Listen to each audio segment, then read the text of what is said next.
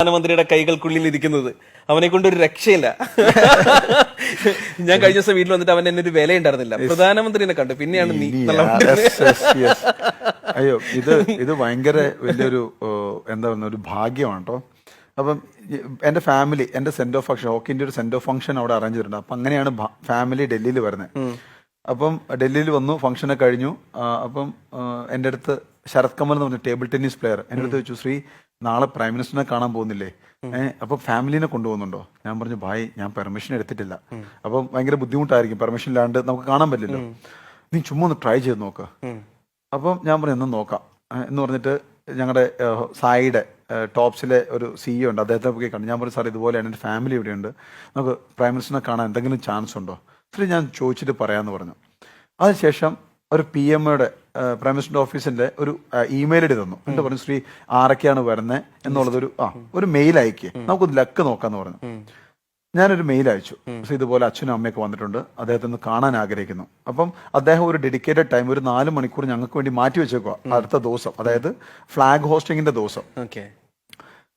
ഇന്ത്യയുടെ പ്രധാനമന്ത്രിയാട്ടോ. അപ്പം ഒരു രാത്രി 11 മണിയപ്പോൾ എനിക്കൊരു കോള് വന്നു PMയുടെ ഓഫീസിൽ നിന്ന്. ശ്രീജേഷ് അല്ലേ? അതെ. ഇതുപോലത്തെ ഒരു മെയിൽ വന്നിട്ടുണ്ടോ, നിങ്ങൾ ഇവിടെ ഉണ്ടോ? ഉണ്ട്. നാളെ ചിലപ്പോൾ ടൈം ഉണ്ടാവില്ല, നിങ്ങൾ മറ്റന്നാൾ നിൽക്കും. അപ്പോൾ ഞാൻ പറഞ്ഞു, ഇല്ല സാർ, മറ്റന്നാൾ ഞാൻ നാട്ടിൽ പോവുകയാണ്, അന്ന് അവിടെ എല്ലാ വെൽക്കം ഇതെല്ലാം ചെയ്തിട്ടുണ്ട്. ശരി, ഫോൺ കട്ട് ചെയ്തു. ഓക്കെ ശരി എന്ന് പറഞ്ഞു. ഞാൻ വിചാരിച്ചു, ഇനി എന്തെങ്കിലും കിട്ടത്തില്ല, PM ഇതാണല്ലോ, ബിസിയാണ്.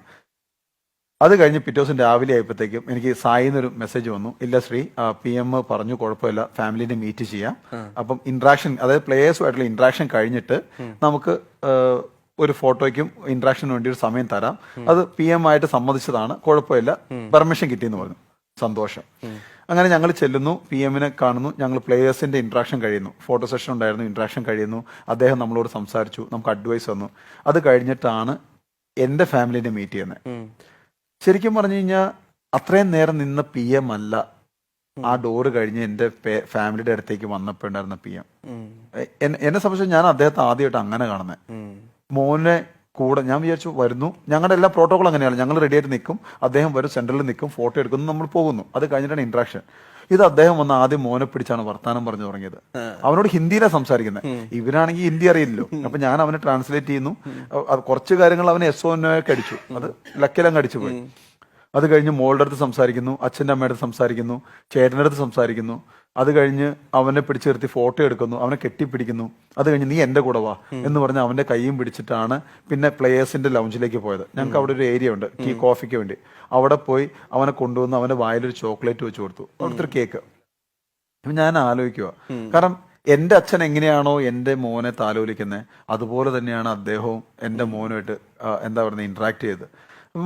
അപ്പം ഇതൊക്കെ ചില കാര്യങ്ങൾ നമ്മൾ പഠിക്കേണ്ടതായിട്ടുണ്ടെന്ന് മനസ്സിലാക്കിയൊരു സംഭവം. അത് എനിക്ക് എൻ്റെ ജീവിതത്തിലും അല്ലെങ്കിൽ എൻ്റെ ഫാമിലിക്കും ഏറ്റവും വിലപ്പെട്ട അല്ലെങ്കിൽ മറക്കാൻ പറ്റാത്തൊരു ദിവസമായിരിക്കും അത്. ഈ ദിവസത്തിന് വേണ്ടിയിട്ടാണ് നമ്മൾ ജനിച്ചതെന്ന് നമുക്ക് തോന്നിപ്പോകുന്ന ചില ദിവസങ്ങളുണ്ട്. കാരണം കിഴക്കമ്പലം എന്നൊരു സ്ഥലത്ത് കൃഷിക്കാരനായ അച്ഛൻ, അല്ലെങ്കിൽ ഒരു വീട്ടമ്മയായ എൻ്റെ അമ്മ, അല്ലെങ്കിൽ രാജക്കാട് ജനിച്ച എൻ്റെ വൈഫ്, എൻ്റെ ചേട്ടൻ, എൻ്റെ 2 മക്കൾ, ഇവരാരെങ്കിലും പ്രതീക്ഷിച്ചിട്ടുണ്ടാവോ PM വന്ന് അവരെ കൂടെ നിന്ന് സംസാരിക്കും, ഫോട്ടോ എടുക്കുമെന്ന്? ഒരിക്കലും ഇല്ല.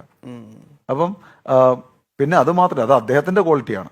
ഒരു പക്ഷേ അദ്ദേഹം ഒരു നല്ലൊരു ലീഡറാണ് എന്നുള്ളൊരു ക്വാളിറ്റി ആയിരിക്കാം. പ്ലേയേഴ്സിനെ കണ്ടു, അവരുടെ പേരൻസിനെയും അവരുടെ ഫാമിലിയെയും കാണുക, അവരോട് ഇന്ററാക്ട് ചെയ്യുക എന്നുള്ളത്, അത് വളരെയധികം അഭിമാനം തോന്നിയിരുന്ന നിമിഷമാണത്. കാരണം ഒരു മകൻ എന്ന നിലയിലും, ഒരു അനിയൻ എന്ന നിലയിലും, അല്ലെങ്കിൽ പേരന്റ് എന്ന ഒരു ഫാദർ എന്ന രീതിയിലും, ഭർത്താവ് എന്ന രീതിയിലും എനിക്ക് അഭിമാനം തോന്നി, ഏറ്റവും അഭിമാനം തോന്നിയ നിമിഷമാണത്.